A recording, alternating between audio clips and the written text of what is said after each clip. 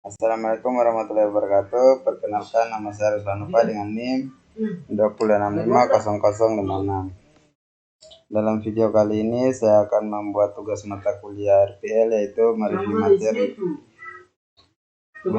materi pertemuan ketiga. Oke, langsung saja kepada materinya. Yang pertama, analisis modeling. Model analisis merupakan representasi teknis dari sebuah sistem menggunakan kombinasi teks dan diagram untuk merepresentasikan kebutuhan software, data, fungsi, dan tingkat, lalu dalam bentuk yang tepat dapat dipahami. Habis itu membantu mempermudah untuk menemukan kebutuhan-kebutuhan yang tidak konsisten dan kebutuhan-kebutuhan yang belum terdefinisi. Kemudian menggunakan dua pendekatan secara umum. Yang pertama pendekatan tekstur, yang kedua pendekatan berorientasi objek. Tujuan model analisis yaitu untuk menggambarkan apa yang dibutuhkan oleh customer. Habis itu untuk menentukan dasar bagi pembuatan desain perangkat lunak dan untuk membatasi serangkaian persyaratan yang dapat divalidasi begitu perangkat lunak dibangun.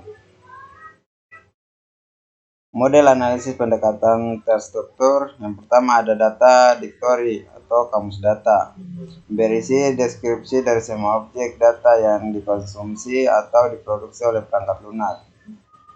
Habis itu ada Relative Diagram atau ERD, menggambarkan hubungan antara objek dan data. Kemudian ada data flow diagram atau DFD, menentukan bagaimana data ditransformasikan pada saat data bergerak melalui sistem. Kemudian ada station diagram (STD), menunjukkan bagaimana sistem bertingkat laku sebagai akibat kejadian eksternal. State digunakan untuk merepresentasikan model tingkah laku. Ini adalah struktur model analisis. Yang pertama itu ada data objek, dokumen, dan proses. Kemudian ada pemodelan data. Ada elemen objek data, representasi dari semua informasi yang harus dipahami oleh perangkat lunak. Dapat berupa orang, benda, event, tempat, unit organisasi, dan lain-lain. Kemudian ada atribut. Atribut properti dari suatu objek data. Untuk memberikan nama suatu objek data, menggambarkan karakteristik objek data, membuat representasi untuk objek data lain. Yang kemudian ada relasi, yaitu mengidentifikasi bagaimana objek data dihubungkan dengan objek data lain. Contoh objek data, atribut, dan relasi. Ini adalah objek, atribut, name, address, dan relationship. Permodelan data RED. Ada cardilati, menggambarkan jumlah ET yang dapat dihubungkan dengan ET lain melalui relasi. Ada one to one, ada one to many, ada many to many.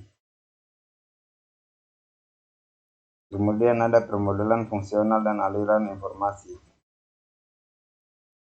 Yang pertama menunjukkan hubungan antara eksternal dan proses data item dan data store. DFD tidak menunjukkan prosedur secara detail. DFD dapat dipartikulasi ke level-level berikutnya.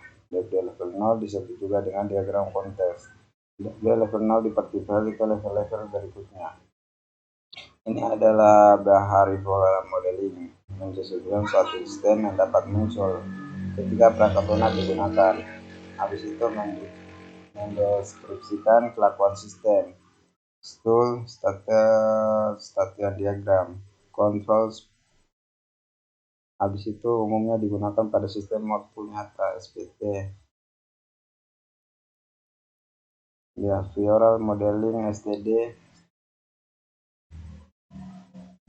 Berikut adalah station diagram, contoh STD untuk sistem MBD pada mesin penjual minuman otomatis.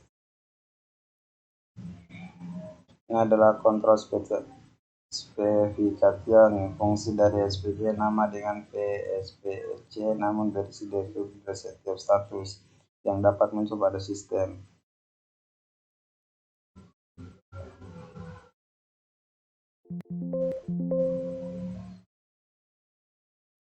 Ini adalah sistem library dari requirement. Setiap pengunjung yang ingin membaca pustaka harus mendaftar dulu sebagai member, dan proses pendaftaran member dilakukan secara online. Mungkin itu saja dari saya, kurang lebihnya mohon dimaafkan. Wassalamualaikum warahmatullahi wabarakatuh.